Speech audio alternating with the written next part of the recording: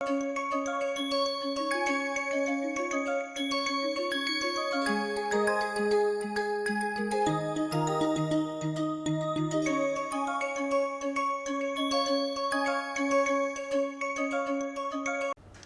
welcome back to the next video. Before we discuss the final example of landscapes that was published recently, let's look at one important limitation associated with these two studies that we have looked at. In both these studies, the underlying logic was the same, that we have a DNA sequence and there were 5 different locations on this DNA. In the first one, these 5 happened to be within one gene, and in the second one they happened to spread over 5 different genes, but the point that we are going to make is independent of that aspect. In both these studies, these 5 locations acquired a mutation.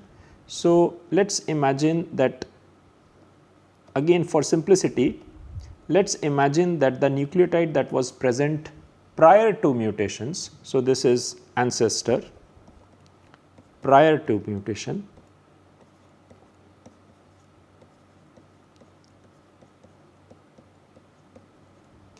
the nucleotide present at these 5 locations was, let's say, A. Subsequent to mutation, in the first case through this isolation of an E. coli with a higher MIC in nature, or in the second case through this evolution experiment, when I sequenced the evolved strain, I saw that this nucleotide had changed. Now, without any loss of generality, let us just assume that the change happened to C at each of these locations. So, there was an initial nucleotide present at each of these 5 locations, and there was a evolved sequence which was post mutation.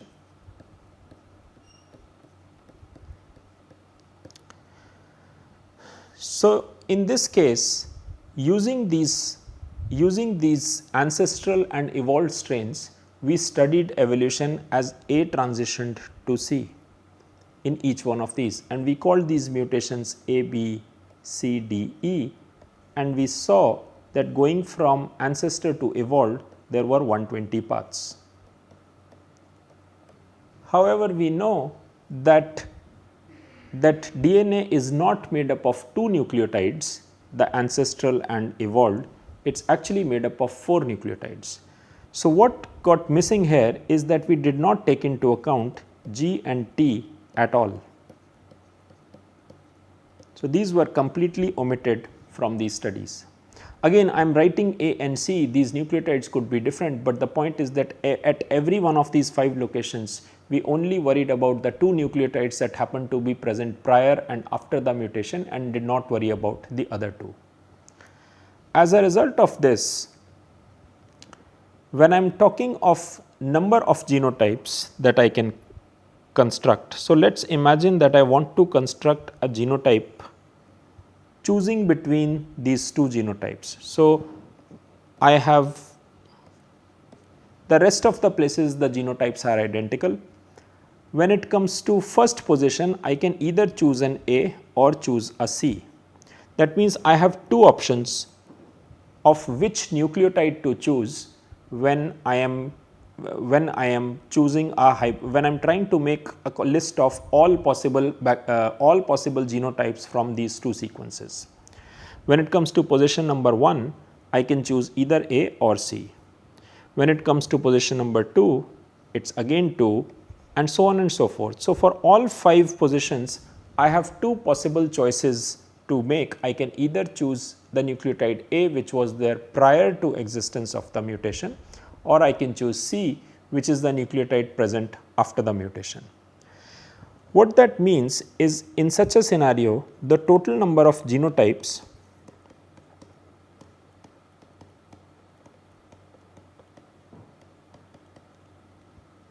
is going to be 2 into 2 into 2 into 2 into 2, or simply 2 to the power 5, that is equal to 32. So, this is an adaptive path. This study involves 32 different genotypes, and depending on the combination in which these mutations are occurring, I can find out the trajectories associated with all 120 paths. However, we know that this is not a complete picture associated with these 5 locations. In reality, at each of these 5 positions, I have 4 choices and not 2.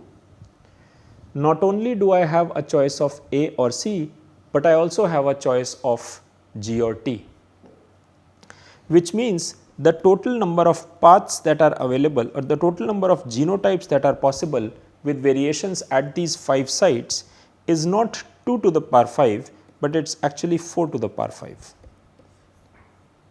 which is much larger as compared to 2 to the power 5. So, thus we run into some sort of a problem, and this is the challenge which has faced experimental determination of fitness landscapes, that 4 to the 5 is a very large number, and this is not even one gene, this is actually only 5 positions in the genome of an organism. If I wanted to build a landscape of an entire gene,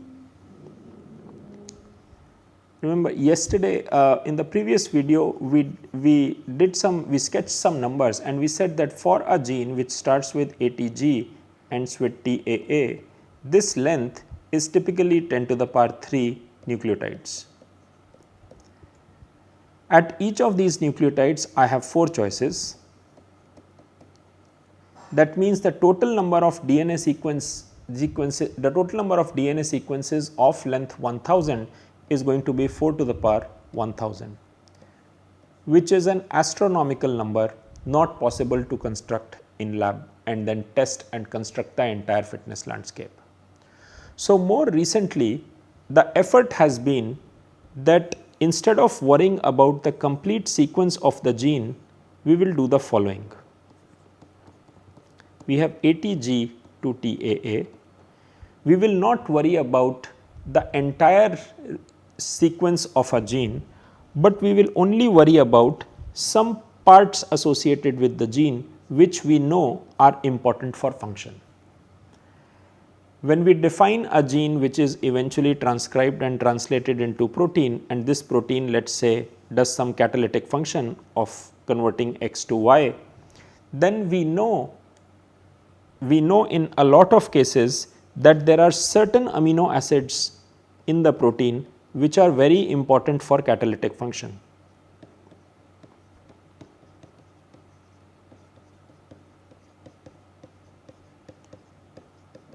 In addition, there are other amino acids present far away from where catalysis is happening, which are less important.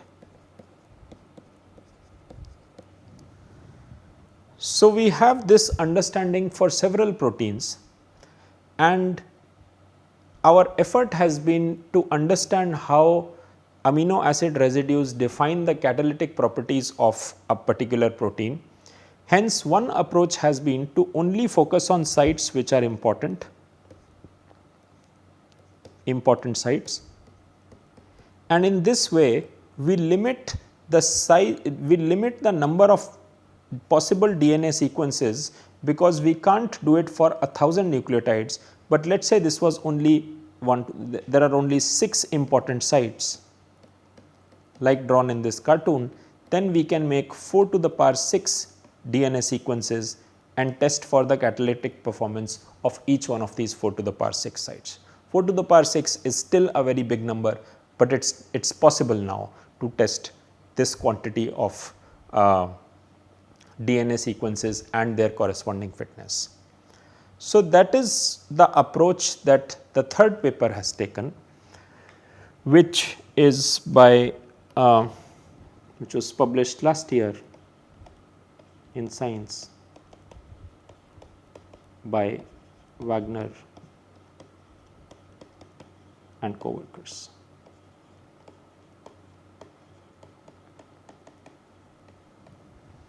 And that is what we wish to discuss in this video. The gene that they choose is called folA. It encodes for an enzyme So, let us say this is the entire length of the gene, this is ATG start and this is TA stop.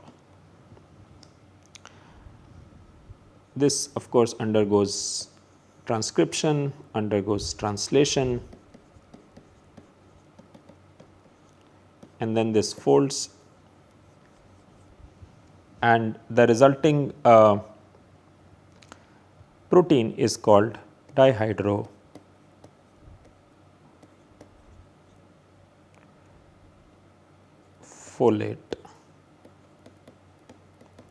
reductase. It is not important to remember the name, but this is only for completion.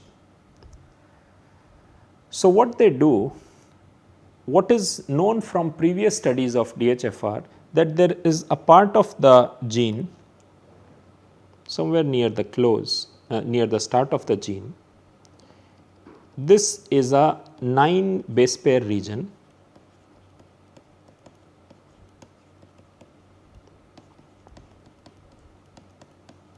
which is important for function.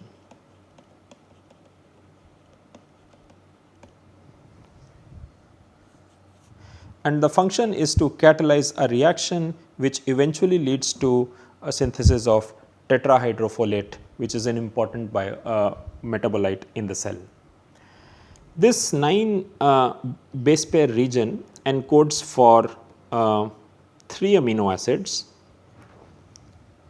The sequence that is present, the 9 base pair sequence that is present in the actual gene sequence is given as follows: GCC, GAT, CTC.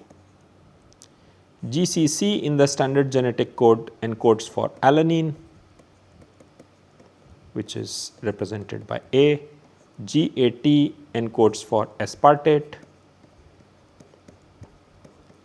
which is represented by D, and CTC is code for leucine, which is L.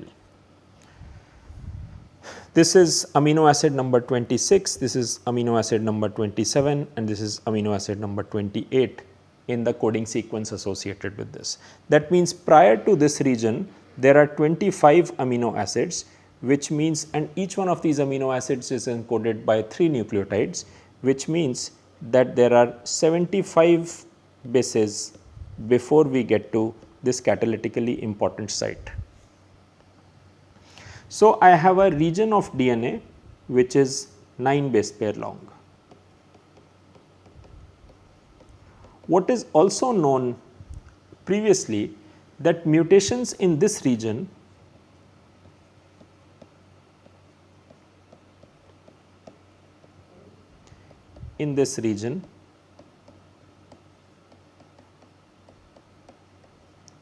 confer resistance to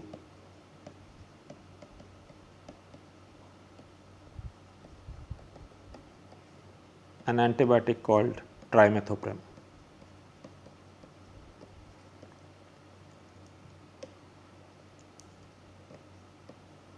So, this 9 base pair region is also important from the context of resistance to an antibiotic.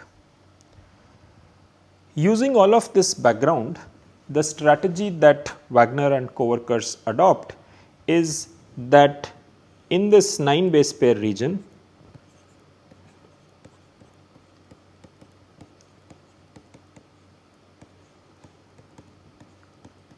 they synthesize every possible sequence of length 9.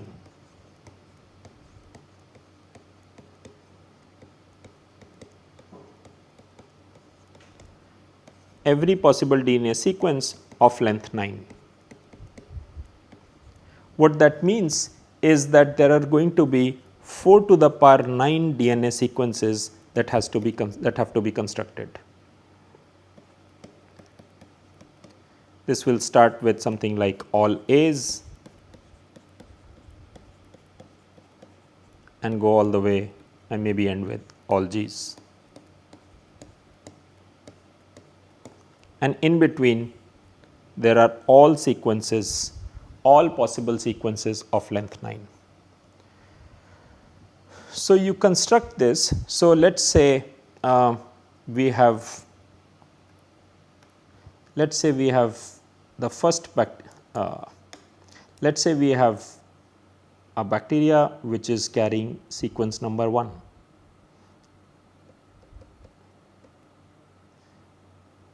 We have another bacteria which is carrying sequence number 2, and so on and so forth, going all the way to bacteria which is carrying sequence number 4 to the power L. This 4 to the power 9 is a number which is a little bit above 2 lakhs. So, you should sort of try and understand the change in scale that has happened from the 2 examples that were around 2010 to now, where these numbers have changed from 32 genotypes to over 2 lakhs genotypes. Next, we sort of pool them together. We have a flask where all of these variants are added in equal number. So, the starting number for each one of these 4 to the power L are same. So, equal number of each of the 4 to the power L variants. L here of course is 9. So, there are equal numbers of each, and because we want to test the fitness of these in the context of an antibiotic, this media contains trimethoprim. And we let growth take place in this flask at 37 degrees Celsius, shaking. And what is going to happen is that some variants are better adapted at surviving. Some of these variants of the 4 to the power L variants that I have thrown in this flask, some of these variants are better adapted at surviving in these conditions in the presence of an antibiotic, whereas some of these are going to be really bad at surviving. So, as growth takes place, as this experiment moves forward, the relative frequencies of these 4 to the power L variants is going to change as we move in time. Imagine that this individual is really good in these conditions, whereas this individual can barely divide.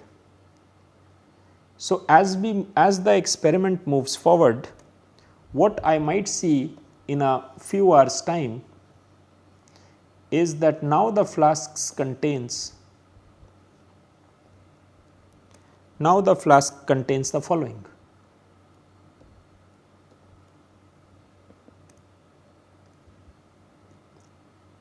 That I have 3 individuals of the green type, whereas the red one has not been able to divide, there is only one type of individual of the red type. So, what started between the green and the red, the experiment started with a ratio of 1:1. It has now become in a few hours 3:1. And using this approach, and this is of course only for 2 genotypes, I can do this for every genotype that exists in this flask, and hence I can get a map of relative frequency of each genotype with respect to another one. So, for the green and the red that we are saying, their relative frequencies have changed, and this allows me to get their relative fitness in the environment that we are talking about. This quantification of 4 to the power L genotypes after a few hours happens by the following procedure, that at the start of experiment, if I sequence the population, I will get equal number of individuals of each kind.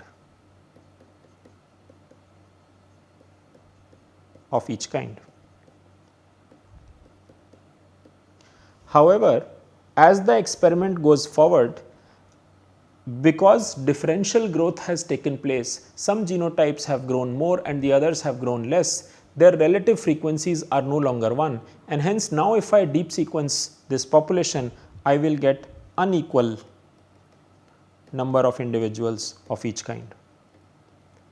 And this allows me to get estimates of the fitness of each variant which allowed starting from an equal frequency to this unequal frequency in a given amount of time. So, using those calculations, I have using this approach, I get fitness for every one of the 4 to the power 9 genotypes.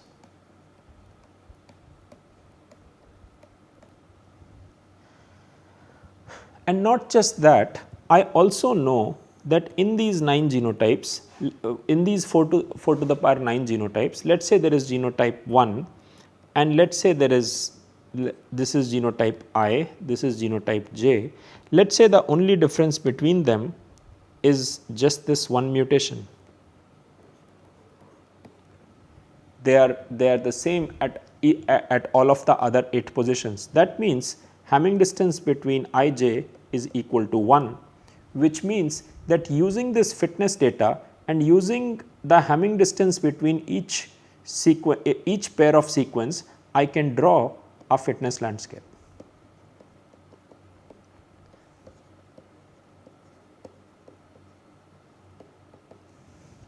I can draw a fitness landscape which is complete in 9 different positions in the genome. So, what did they see is, remember the basic goal of deciphering movement on landscapes starts from the following question, that is a landscape like this. Let me remove this line.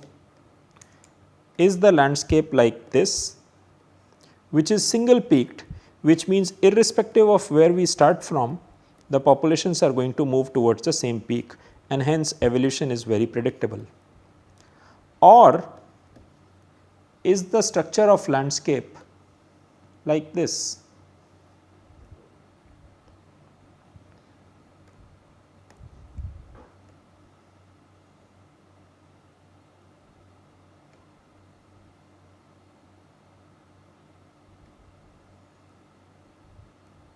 And so on and so forth. That this is a multi-peaked structure now, where your evolutionary fate as a population is highly contingent on what is the starting point, and not just starting point, you could be present at starting points such as this, where fate is going to be determined by whether you are moving in this direction, whether the first mutation happens towards the left or towards the right.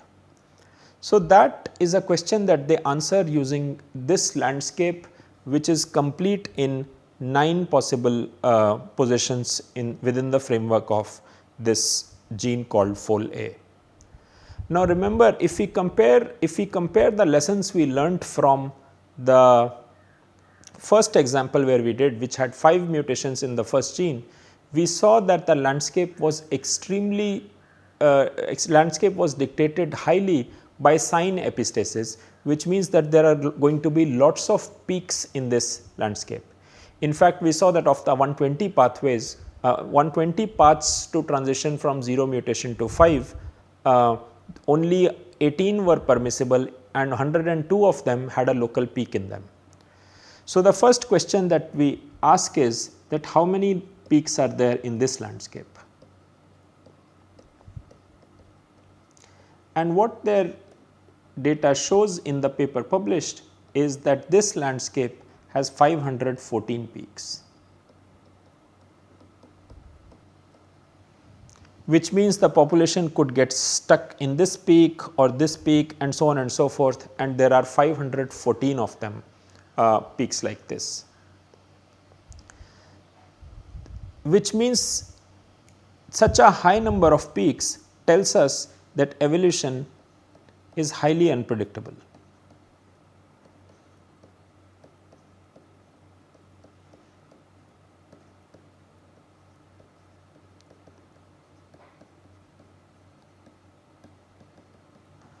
However, they found one interesting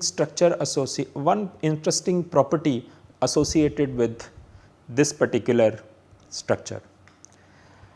Let us take a look at that. Let us draw this a little bit bigger.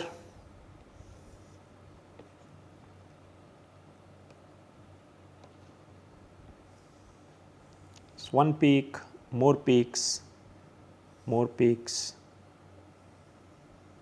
another peak, and so on and so forth. There are 514 of them. So, if this is the landscape that I am talking about, then there are high peaks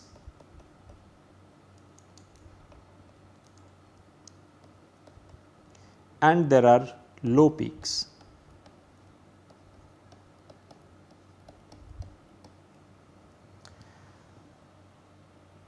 The total number of peaks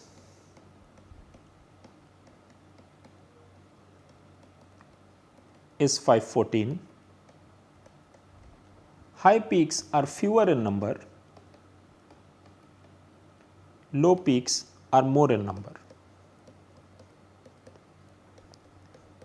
which suggests to us that because they are more in number, that for a population starting out on this landscape, it is very likely that it is going to get trapped in a low peak instead of going to a high peak, which means adaptive solutions to a population are more likely to be bad as compared to good, because there are much more number of smaller peaks as compared to a larger peak. However, what they find that is not the case, and the reason for that is that the way this landscape is structured, that this peak, for instance, this is one low peak, is only going to be accessible to sequences which are present in this region. Any sequence which is present in this region is going to go to this particular peak. So, the fate of all these sequences is this peak. Let us say the number of sequences here is the basin of attraction for this particular peak.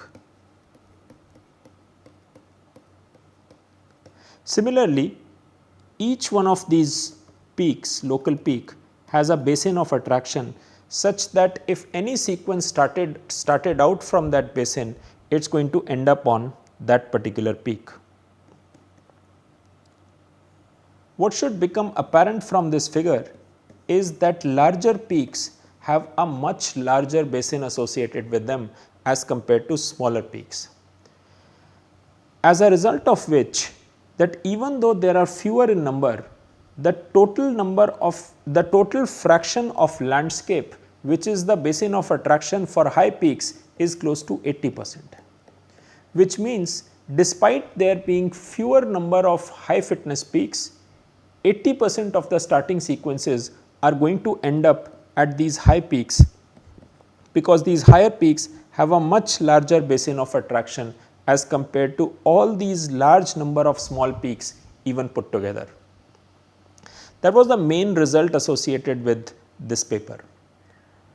So, what we have seen through these three examples is that landscapes are difficult to construct experimentally. They often show unpredictable results. Their manifestations are different depending on where the mutations are happening. Within a gene, mutations work differently compared to between genes, epistasis, and so on and so forth. And now today we have landscapes of many proteins which are available to us, and they show interesting results such as this, a few examples of which we have tried to glance at through these discussions of three papers. We will continue with another aspect of evolution from next video onwards.